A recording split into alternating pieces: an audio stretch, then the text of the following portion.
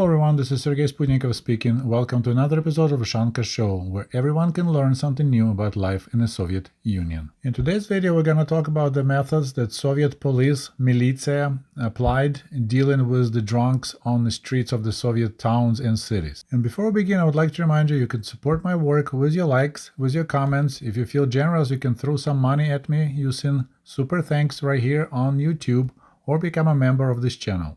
Thank you so much. I already mentioned many times in my videos that excessive drinking, alcoholism, was a big problem in the Soviet Union, and it's kind of bizarre because Soviet Union was supposedly a workers' paradise. We had cheap housing, extremely cheap housing, free healthcare, free education, we had 0% unemployment, and at the same time, Soviet workers were drinking so much, so hard, like there was no tomorrow. And the problem with excessive drinking was well known even during the Soviet days. The Soviet government didn't hide it, although they didn't provide exact numbers how bad the situation was. But I remember seeing everywhere posters about борьба с пьянством, struggle against excessive drinking, as well as caricatures depicting how the Soviet man had to choose between family or drunk buddies and stuff like that. And here's an example of a typical caricature of those days, and it's called «Вот типичный сюжет про семейный бюджет». Here's the typical scenario about family budget. So you have on one side a drunk husband being helped by the bottle of vodka, and the other side is the wife with the kid, and they tearing apart a 100 ruble bill. So that's the family budget. And here's another example. So this caricature is based on this old Russian fairy tale when the warrior stumbles upon the rock and has the message: if you go to the left, you're gonna die. If you go to the right, you're gonna find love, something like that. So this is a worker, and if you see, his pocket is full of cash, so he just got paid. And it says: налево пойдешь, жену потеряешь, направо пойдешь, дружков потеряешь. If you go to the left, you're gonna lose your wife, and you go to the right, you're gonna lose your buddies. So buddies, of course, drinkers. They call, hey, Ivan, come over here, let's party. And here's on the right, wife and a kid waiting for daddy to come home. So let's see what would happen to this guy if he would make the wrong decision and goes to the left towards his buddies. And I just remember we have this funny expression, like an idiom in Russian. It says пойти налево, go to the left, which means like when you cheat on your girlfriend or spouse, you go to the left. And we had an expression based on that idiom, says every man has the right to go left. Каждый мужик имеет право налево.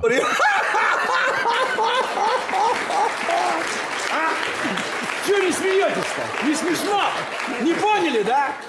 Это Россия. And now back to our hero. So if he made a wrong turn and had too much alcohol with his buddies, there's a good chance he will be picked up by nice comrades from the local militia office. Then he'll be placed in this windowless truck box, probably against his will, and delivered to a special place called вытрезвитель. So about every Soviet worker who liked to drink knew really well about these scary windowless trucks and vans that cruised around the towns, picking up people who had too much alcohol.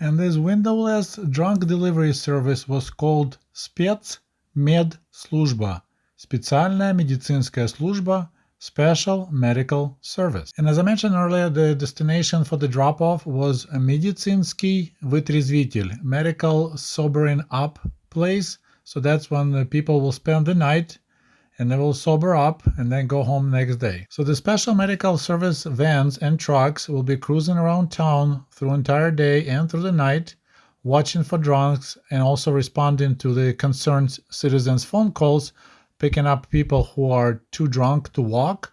And they actually had 3 stages of drunkenness they were watching for. So there were officially 3 stages of drunkenness that the police was watching for: light, middle, and heavy. So light is when the person is slightly drunk. You could tell he had a little alcohol. Maybe he's walking funny. Then, of course, middle, that's when you wobbling around. Maybe you sit on the bench holding a bottle in your hands. And, of course, heavy form, and when you passed out cold, laying on the ground. There are also a formula how many sobering up houses Vytryzvytely town should have. So for every 200,000 of population, there was a requirement to have at least 1 sobering up house. And of course, most of the clients of this Vytryzvytely were men, but there were also women who end up in a sobering up house. And all I could find in statistics-wise that for every 12 alcoholics, male alcoholics, there'll be 1 female. So women drank 12 times less alcohol than men in the Soviet Union. 515, 515, я Донец, прошу на связь. Я 515, нахожусь на улице Дзержинского.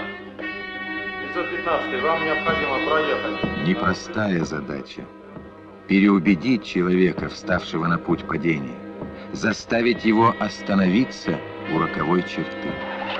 Но намного труднее спасти того, кто окончательно утратил контроль над собой, чей организм уже отравлен алкоголем, а психика нарушена.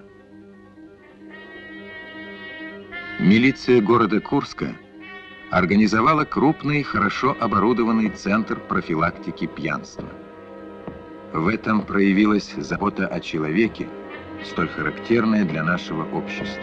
And now let's talk about what would happen to you if you were lucky to be picked up by Spetsmedsluzhba and got delivered to one of those Vytryzvytely places. You'll be interrogated, and they will take your mugshot, you'll be searched, and all your money, cash, and documents will be confiscated. And that's where a lot of abuse occurred from the people who worked at sobering up houses. They were receiving drunks. Sometimes they were drunk that barely could speak or understand what's going on, and quite often they had a lot of cash on them because they just got paid at their places of work. That's why they started partying. So I read a lot of complaints from people who went through Vytryzvytely that they lost money, they lost golden rings, watches, hats. So local police workers, militia, they were taking advantage of the drunk. Then drunks will be undressed to their underwear. Every picture you see from those places, you see all they wear just underwear, and they're being put to rest, laid to bed till they wake up in the morning. Oh, and I forgot to mention, if you don't behave properly, being aggressive or too drunk, you may receive an ice-cold shower before going to bed. And if you still don't behave properly and acting wild, you may get tied up to the bed like this poor guy. And in the morning, when you wake up, a local nurse will check you out, make sure you're doing okay, and they will return your clothes, your money, and your documents, and you're free to go. And some of you may say, damn, it's so nice of the Soviet government to take care of their citizens, even they're kind of like not the perfect citizens. You know, they pick them up, they take care of them, they probably saved a lot of lives.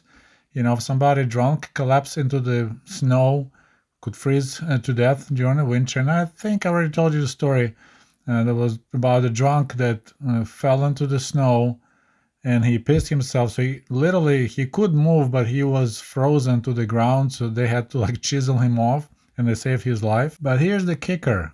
This service wasn't free.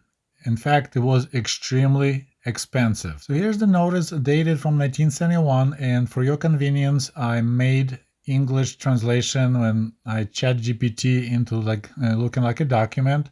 So this is a bill, a warning for being late for paying services for the sobering up station number 17 in Moscow. So services occurred in May 6, 1971, and this warning notice came a year later on June 7, 1972. So here's the translation of that warning issued in, once again, 1972 to citizen Latyshev Vladimir Vasilievich, who was delivered in drunken state to submarine station number 17, address Moscow, Petrovka 38. So this is the most famous address in Moscow. Everyone knew it because that was the main police station in Moscow. So your debt for sobering up services in the amount of 15 rubles, according to this bill, has not been paid by you. We repeatedly suggest you pay the debt directly to the sobering station or savings bank to this account. In case of non-payment of the debt, foreclosure will be applied to your property in judicial order and reported about you to the Housing Maintenance Office.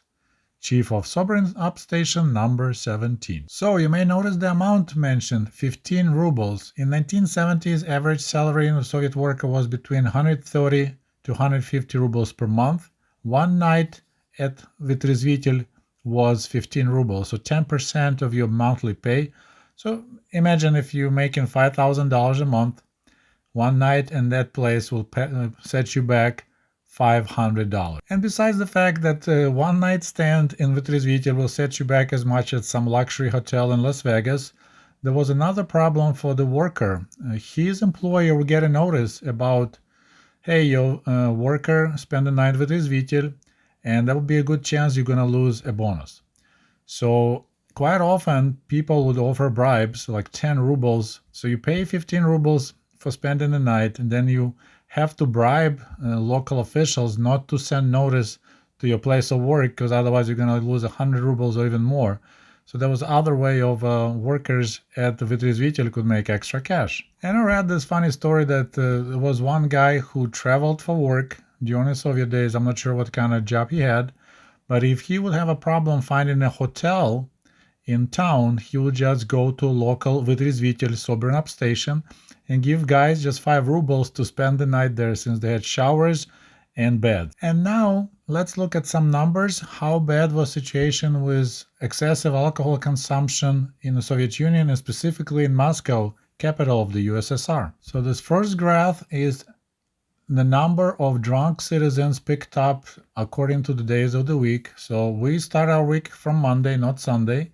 So as you see, it steadily rises through the week. It's pretty high already on Monday, peaks on Friday, then it drops sharply Saturday and Sunday. And I would say it's not like what people drink less on the weekend. They just drink at home, so they don't wander around drunk.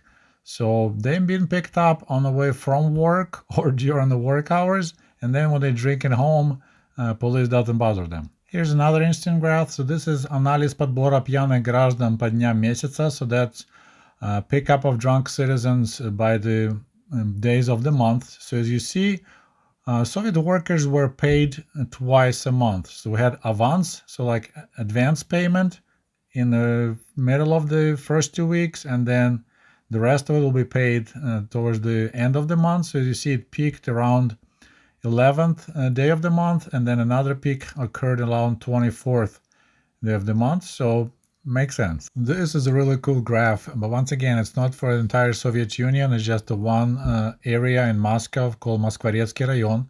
So this is by hours. In Soviet Union, we use military time. So it looks like their services started around noon, and then the first area was they picked up about 1,100 people for 4 hours between 12 and 4 p.m. So it's still work week, work day, working hours, and people already drinking, and it's rising steadily till 4 p.m. Then work hours end about between 4 and 5. There's a giant jump to 3,000 people being picked up between 4 and 7 p.m. So the guys had a drink on the way home, maybe had too much. Then it really skyrockets between 7 to midnight, 7,232 people. Then it sharply drops back to just 344 people through the night.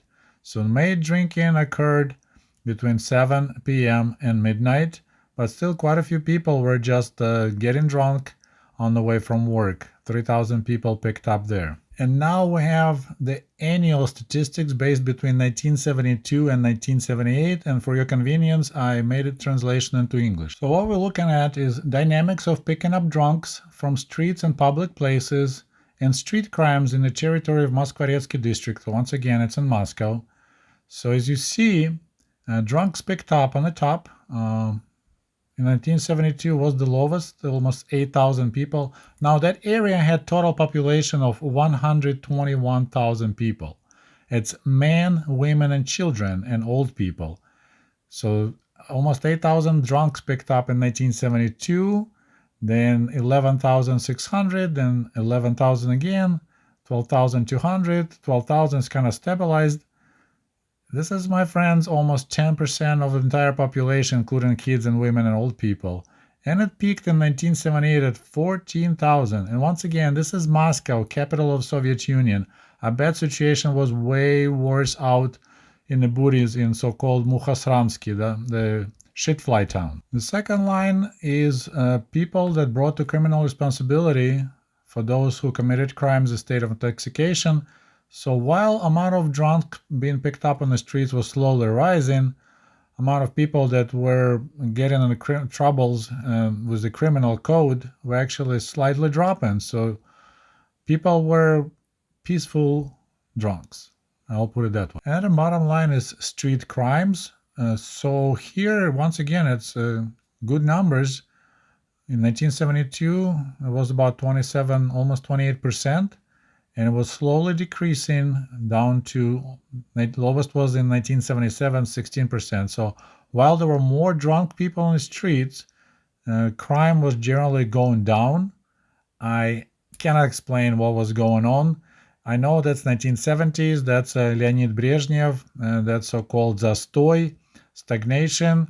Then oil prices went up in the late 70s, so life was getting better in the Soviet Union because our store shelves were getting fuller, so crime went down maybe while drinking went up. Makes no sense, but that's official statistics at the local police station. Yeah, let's try to crunch some numbers. So I asked AI to help me to figure out how bad situation was with drinking in the specific Moscow region. So for total population, 121,000 people. Male population was about 46% based on 1970s USSR census data. So about 56,000 were male, and among them adult males, so drinking age, around 42,200. Now using drunks picked up statistics, 1972 7,900, which was 18% of adult male population. 1975 went to 29% of adult male population. 1978, 33%. So it basically tells you that 1 in 3 adult men in that district being picked up by the police in a single year.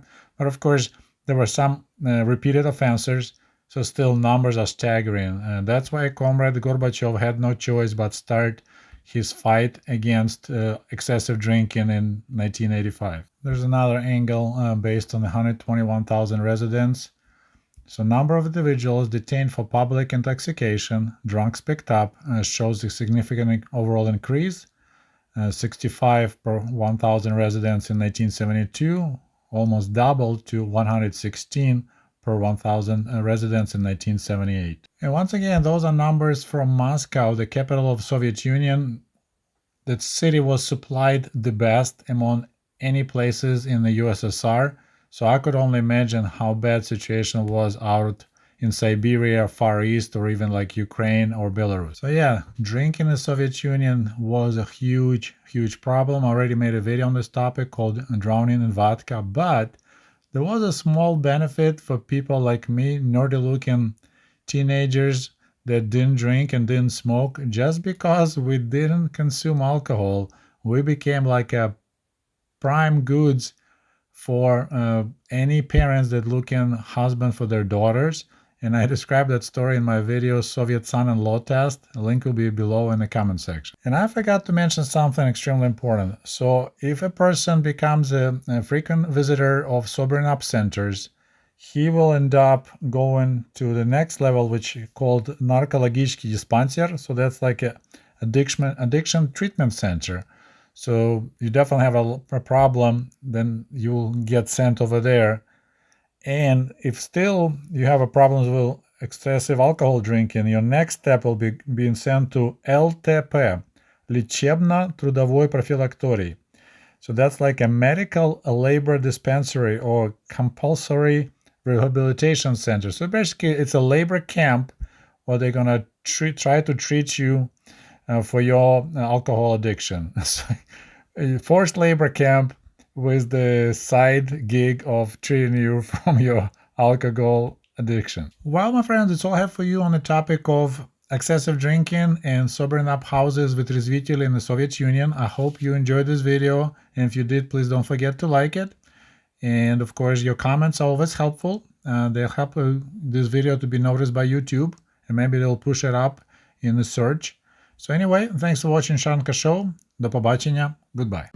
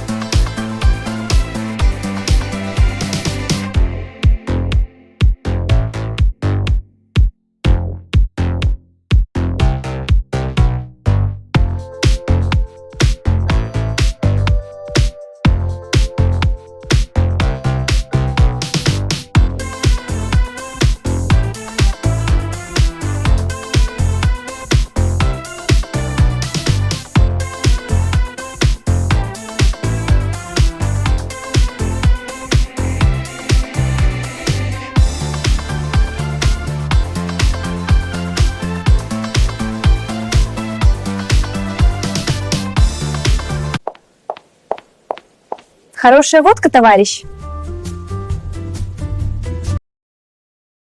Enjoying the content? Support the author by picking up a copy of their book.